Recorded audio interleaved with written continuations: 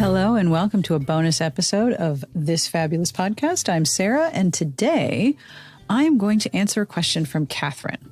So this is Catherine's question. Hi. Hello. Any chance you could do a tech discussion? I gather Slack is like AIM for work, but that's the extent of my knowledge on communication beyond Instagram and Facebook. I have no idea what Discord is or how it works. As a non-gamer, I'm also clueless about Twitch. My Twitter account has been silent for a year, but I miss following my favorite authors. Podcast guests are mentioning ways to contact them I've never heard of. Please help. I'm very open to recommendations on how to keep up with some of my favorite people on the planet. Thank you for this question, Catherine. It is really important for me to be reminded that, I have a lot of very specific knowledge in this area. So I'm going to go through what you've asked about and give you a little bit of information and explain where people are migrating to.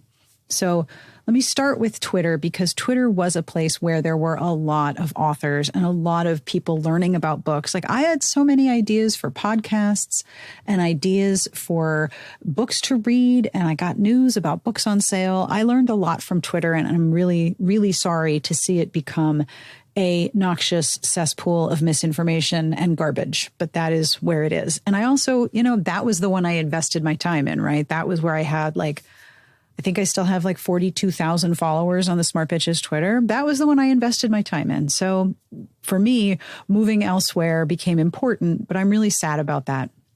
So let me back up a little bit here. Slack is indeed like instant messenger for work. The reason I started a Slack for Smart Bitches was years and years and years ago. Somebody from Book Riot mentioned that their email inbox was much less crowded and messy because they had switched a lot of their business communication to Slack. And you don't need to tell me twice. If you really want to sell me something, tell me that it will help me sleep better, or tell me that I will get less email. And I'm listening. Whatever it is, just tell me all about it. Are the cats fighting while I record this? Guys, Wilbur, you need to leave Katie alone. The cats are here. It's big fun. I'm not even taking this out. You get to hear the chaos of my office. Here you go. Okay. Slack is indeed like AIM for work. And the way I use the Smart Bitches Slack is that we have channels for Cover Snark, Cover Awe, books on sale. If we're doing a special feature, like when we ranked all the Harlequin Desire gowns and voted on which one was the best one, that was its own channel. I have channels for stuff we like. And then I have the ability to direct message people. But yes, it's like an organized bulletin board or organized AIM collective for work. It's great because indeed it did cut down on my email, which, like I said, tell me I'll sleep better or that I'll have less email, and I am your very captive listening audience. Instagram, obviously, we know what Instagram is. Facebook. Oh gosh, I don't like Facebook. I don't like Facebook at all. Oh, I don't like Facebook. But I also recognize that a large number of the people who are potential and current readers of the site are on Facebook. So I have to get over myself, basically. Now, Discord and Twitch they go together. You see them mentioned a lot. Twitch is a broadcasting platform for gamers. So when Amanda and I would do a Twitch stream, we would be live broadcasting what we were playing. And usually it was Stardew Valley. Sometimes it was that game where you had guys that you were trying to climb a thing. Actually, all right, now I have to ask Amanda what the heck that game was called. All right, I'm back. So what I did actually was I went on Slack to my direct messages to Amanda and said, what was the game we were weird guys trying to climb something? And she replied, Mount Your Friends. That is the game we were streaming. Anyway, with Twitch, you can live broadcast yourself playing a video game. You can Twitch stream yourself just doing stuff on camera. There are people who have Twitch streams where you have to pay for them, like an OnlyFans sometimes, and you have Twitch streams that are raising money for charity. Every now and again, my younger child will ask, hey, can I have dinner in my room? One of my favorite streamers is having a stream and I want to watch it. And it's like, yeah, sure, that's fine. Go ahead. So it's like a live broadcast. It's mostly focused around video games, but you can be doing other things there too. Discord is wild. Discord is weird. Okay. Discord functions a lot of ways like Slack in that you can have channels for discussion. But usually Discord communities either spring up around a streamer or a content creator. And I do not like the term content creator, but that's the one I'm going to use here. Anyone who is writing or creating or streaming or creating art or whatever, you can create a Discord server for yourself. And I am in several. I also have a Discord server for my family, and I will tell you all about it. First of all, the icon is my husband at age 15 with a mullet. That's how serious I am about the family Discord. The family Discord has a channel for stuff to read later, stuff to put recipe links. Why are you clawing at my chair while I'm recording? Seriously. The cats are very into this episode. I have a recipe links to try channel. I have a channel where it's just links to tech or passwords that we need to share. And then I have a channel that's me and my husband and one of our kids, so they can talk to us together without the other sibling. So Discord just offers channels, which gives you a way to organize by topic what you're talking about. In much larger Discord servers that I'm in, like the one for my family has 4 humans in it. There are other Discord servers that I'm in that are just massive, massive, massive.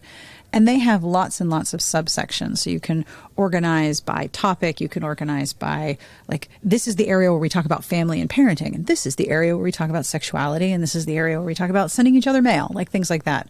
The podcast Discord is basically a message board with channels devoted to the podcast. And then I also have channels about what are you watching? What are you reading? What are you eating? What are you crafting? There's a place to respond to latest episodes. And there's also the How You Doing channel where Clay, hi Clay, will type a little message every morning. And it makes it such a very lovely place. So Catherine, specifically, if you would like some help getting into the podcast Discord, please email me. I'm happy to help you and give you a little tour and everything. Really no big deal. In terms of podcast guests mentioning ways to contact them, I understand there's a lot of new social media. Y'all want to hear something funny, by the way? Can you believe I have seen media coverage from legitimate journalists who cover the internet that say that the place where a lot of people are going away from Twitter is LinkedIn? It makes me laugh so hard. LinkedIn. You heard it here, folks. LinkedIn is where it's at. The major spin-offs from Twitter that I am most familiar with are Threads and Blue Sky. Threads, I have not done anything with. Threads is the Twitter equivalent run by Meta. So it's the same, I believe, as your Instagram handle. So I would be Smart Bitches on Threads, which I've never set up. I should probably do that. And in the initial days, Threads seemed very popular. There were a lot of people there all in a hurry, and there wasn't a beta and there wasn't an invite only. It was, here we go, it's Threads.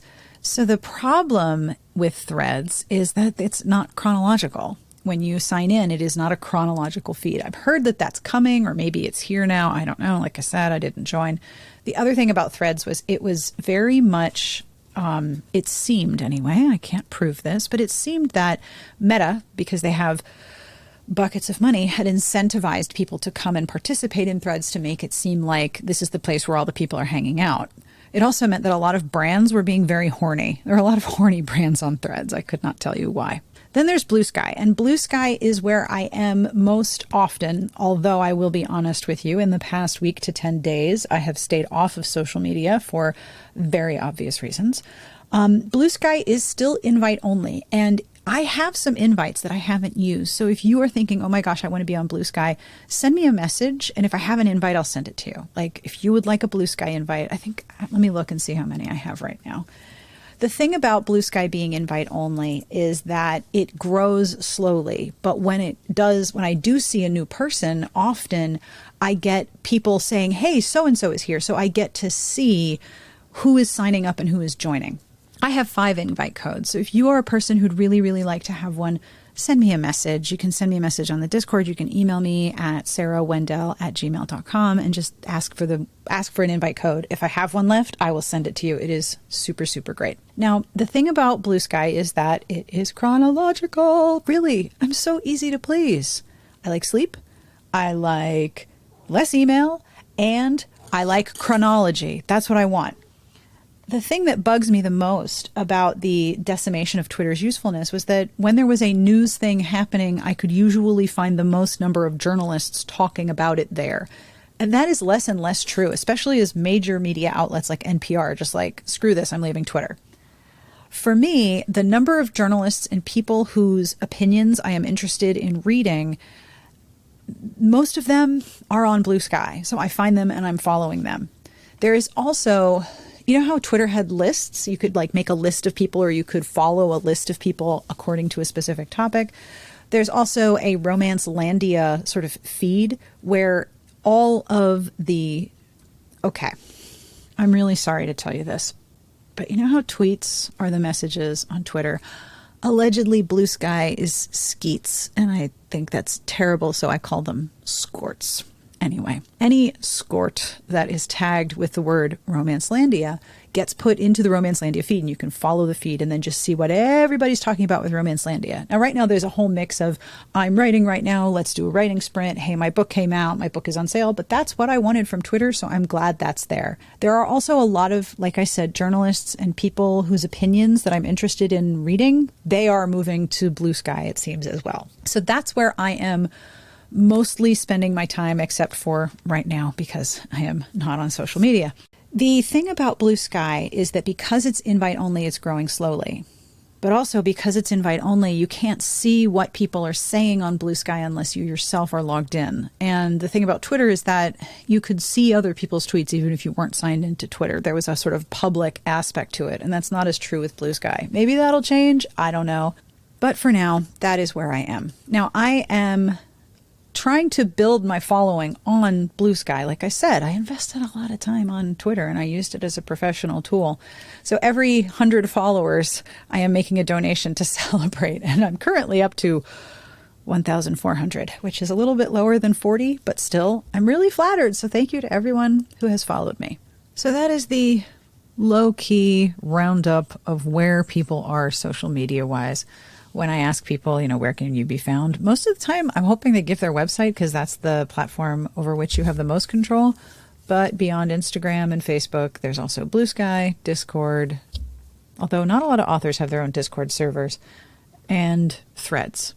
Now, if I have missed one, or if you think that there is another platform that I should be investigating or talking to or talking about, you should email me or, comment on this entry on Patreon, or, email me at sarahwendell@gmail.com. Even though I said I don't like getting a lot of email, I always like getting email from you.